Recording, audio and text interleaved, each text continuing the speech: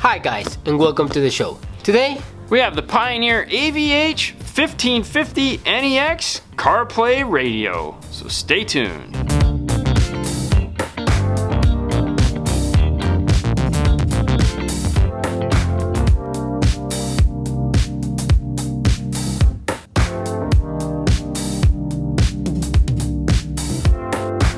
So new this year is the AVH 1550 NEX, replacing the 1440 NEX. Let's open it up and see what comes in the box.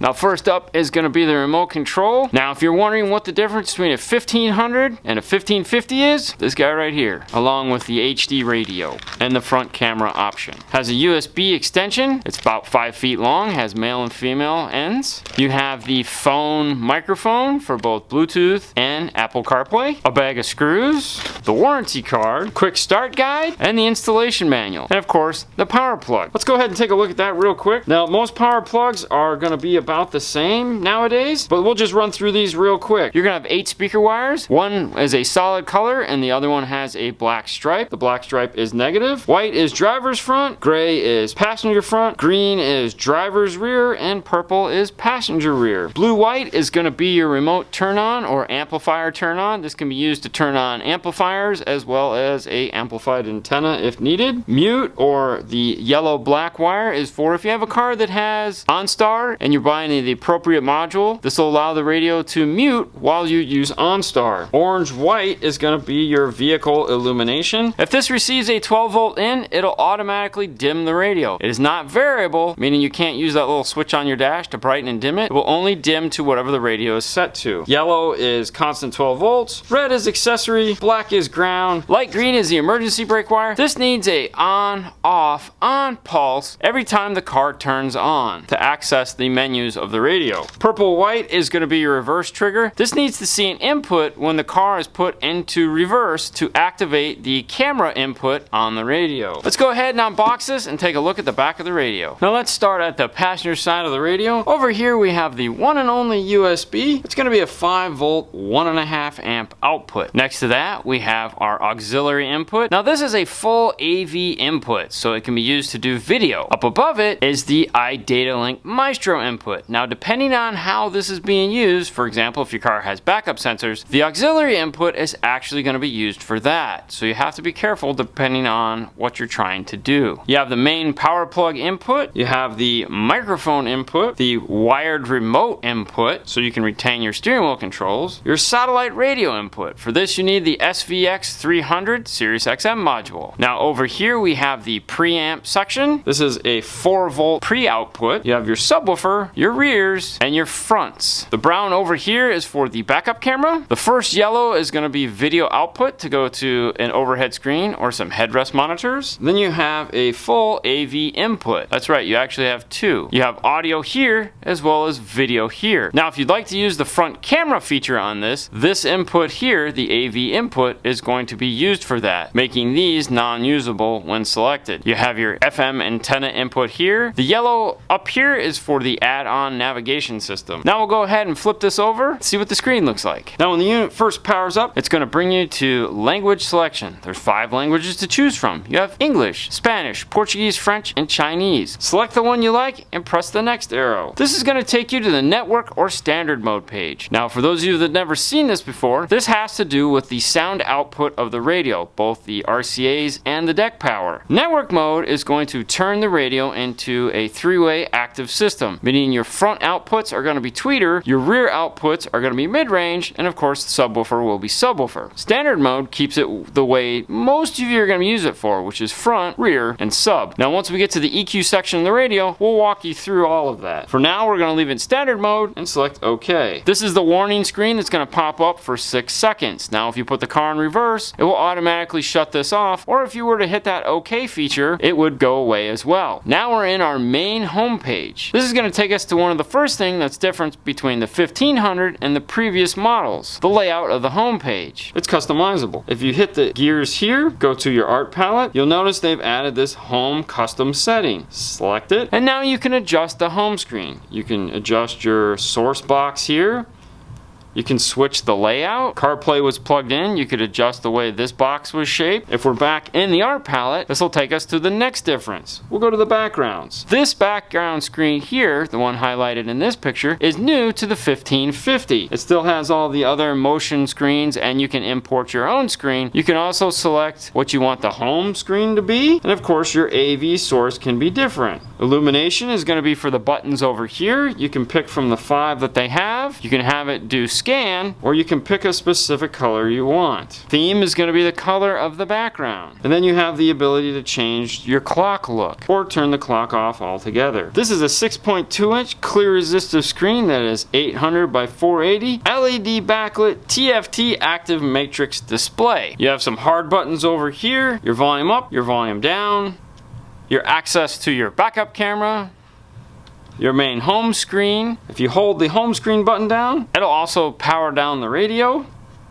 This is your WebLink control page if you're going to be using WebLink, or if you press and hold it, it's going to access the mute. Now mute can also be accessed via volume if you tap this X here. You have your back arrow, so whatever source you're in, you can select back arrow and it take you back a page. And then your microphone for push to talk for either the Bluetooth phone, Siri Eyes Free, for the Bluetooth phone, or Apple CarPlay. Speaking of Apple CarPlay, when Apple CarPlay is plugged in, you'll see this icon over here highlighted.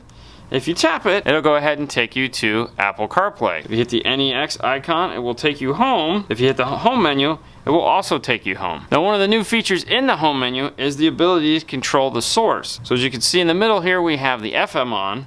We can change our FM by simply hitting the arrow keys. One of the other features of Pioneer that is a wonderful carryover is setting the clock.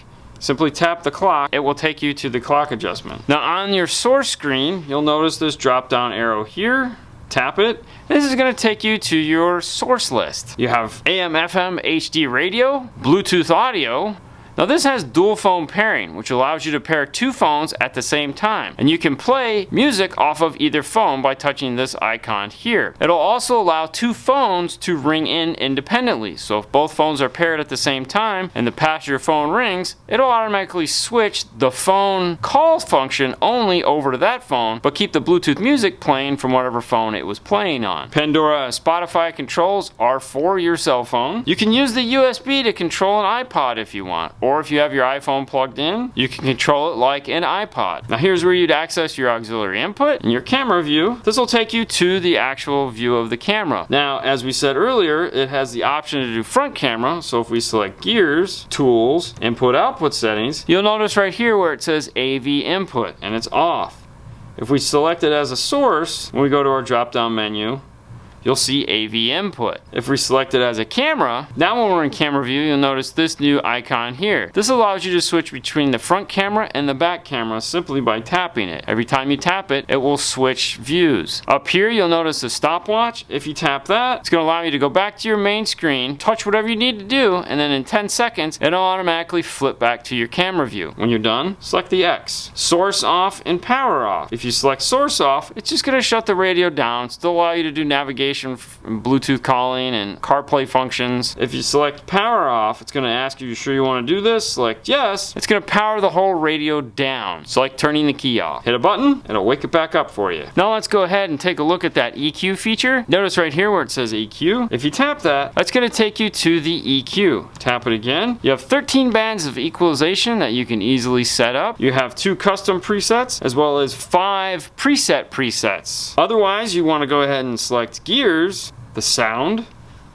Here you can access your EQ again, balance and fader controls, mute. You can have it as attenuation or full mute, or just shut the feature off altogether. Source level adjust. If you notice right here, it says FM. What this is used for is so that depending on when you're going from FM to phone to disc to aux to USB to whatever, that they all play at the same level. You can either gain up or gain down, all within reference to FM. Subwoofer, this comes factory default off, so if you're installing subs in your car and you're all excited and you turn it on and you have no sound, well, this is why. Go ahead and turn it on, you'll get your sub. Speaker level control, this is used for time correction as well as here's your subwoofer level control. If you select front left, it's gonna go ahead and adjust all the other speakers so that it sounds like it's coming out in front of you. Time correction, which is located right here. As you'll notice, with it off, you have no measurements in place. when you selected the driver's front, it's gone ahead and added in these numbers. Now they're adjustable in inches, so if you'd like to take a tape measure and go from your ear to your corresponding speakers and put those numbers in, it will make it work better.